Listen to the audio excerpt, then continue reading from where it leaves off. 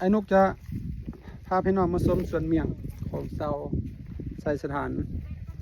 อยู่ตามเส้นทางจะมีสวนเมี่ยงเขาจะปลูกเมี่ยงนี่ปลูกซาหรือเมี่ยงเนาะนี่พี่น้องอันนี้คือต้นเมี่ยงต้นซานี่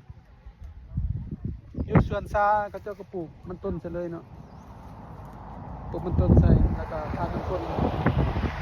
มันต้นเมืองบ้านสะแมดสันเต้พี่น้องภาพบรรยากาศพนะทิวทัศน์โอ้พนะ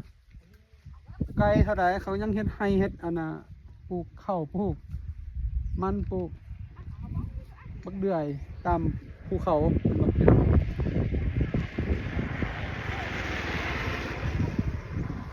พี่นึกเลย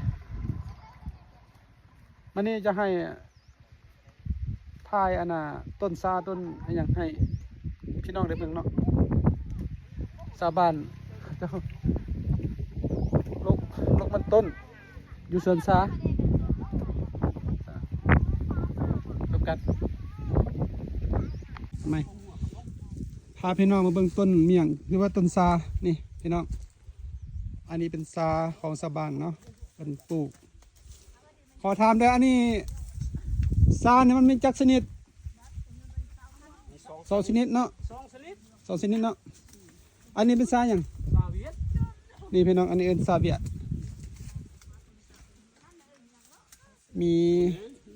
มีดอกมีหมากป่ะหมากก็มีดอกก็มีนี่คือเจ้าของสวนเพิ่นเนาะอันน่ะความแซ่บกับความอันนั้นเป็นได้ระหว่างซาเวียดกับซาลาวนี่ ซาลาวเลยแซ่บกว่าแซ่บกว่านี่ราคาก็บ่สูงปานใดโอ้เพิ่นว่าซาอันเวียดนี่บ่แซ่บปานใดบ่เท่าซาลาวเฮาราคามันก็บ่สูงราคาก็บ่สูงแล้วย้ำได้เพิ่นเก็บซานี่เดือน4ต่อเดือน5นี่เดือน4เดือน5เนาะเริ่มเก็บเนาะเริ่มเก็บคันเดือนสกุลแต่เดือน3นะว่าเขาจะเก็บดอกนั่นน่ะอันยอดอ่อนน่ะอันยอดอ่อนหั่นยอดอ่อนพี่น้องซ้ำนี่เนาะนั่นแหละซ้ำนี่บ่นั่นนี่เพิ่นว่าซ้ำนี่พี่น้อง2ใบ1ยอดโอ้เก็บแต่มัน2ใบนี่พี่น้อง2ใบ1ยอด1 2นี่2ใบกับ1ยอดนี่จังเก็บแต่อันนี้บ่ใส่แล้วเนาะแก่นะเอาใส่แล้วนี่โอ้เพิ่นเอาแต่ยอดมันเอาแต่ยอดผ่านว่าชาวบ้านเพิ่นว่าเมียงเฮ็ดเมียงหรือว่าต้นใบซาก็เอาต้นอ่อนนี่วะตัวนี้เนี่ยอันเดียวกันเดี๋ยวนี้ตะกี้เขาเอิ้นเมียงเดี๋ยวนี้เลยเขาเอิ้นซาเนาะซาโอ้แต่เมียงก็หักมีเขาเก็บใบนั้นให้พี่น้องไปเบิ่งอันน่ะใบซาของเพื่อนบ้านเฮาไปว่าเถอะอันนี้เพิ่นปลูกมันต้นเสียพร้อมเป็นให้สวนซาหรือว่าสวนเมี่ยงเพิ่นว่าให้เสียนาทีเพิ่นปลูกมันต้นเสยนำอันนี้เพิ่นเก็บมันต้นเก็บปลูกมันต้น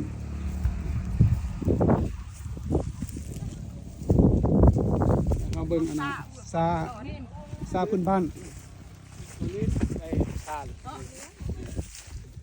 นี่พี่น้องซาพื้นบ้านโอ้มันจะใบใหญ่กว่าเนาะใหญ่กว่าใบใหญ่กว่าอันน่ะซาของเบียร์แต่ว่าบ้านเฮานิยมปลูกซาตัวใดดักหลายกว่าตัวนี้เนี่ยเดี๋ยวนี้เขาบอกลำพุกหรอกแต่หักเกิดเอาเองมันเกิดเอาเองตัวนี้แนวพันธุ์แต่ตะกี้คนนี้นี่พี่น้องเบิ่งความแตกต่างระหว่างซาเวียดกับซาลาวใบของใบซาลาวจะใหญ่กว่าเนาะใหญ่กว่าอันนี้รสชาติก็ดีอันนี้ซาเวียดนี่ซาเวียดนี่ซาเวียดราคาบ่สูงซาลาวเนี่ยราคาสูงกว่าพอเดือน3เดือน4เริ่มเดือน3แล้วมันเริ่มเก็บเดือน3เก็บนี่เป็นยอดซะนี่แต่ว่ายอดยังบ่หลายเนาะบ่หลาย ยามนี้ยอดบ่หลายโอ้ อ้ เดี๋ยวเสียได้ลูกกระชะ แบบไม่เห็นสวนซาเพิ่นซาพื้นเมืองหรือว่าซาพื้นบ้านเนาะ แม่น ต้นกันซะนี่ มึงง่อยผมใส่ นี่นักงามพาพี่น้องไปเบิ่งเขาเต็มในภูเลยปลูกซาอย่างเดียวเนาะเอาเราเข้มหัวนี่ครับเข้มบ้านนี่ก็เข้มหัวนี่ก็จะ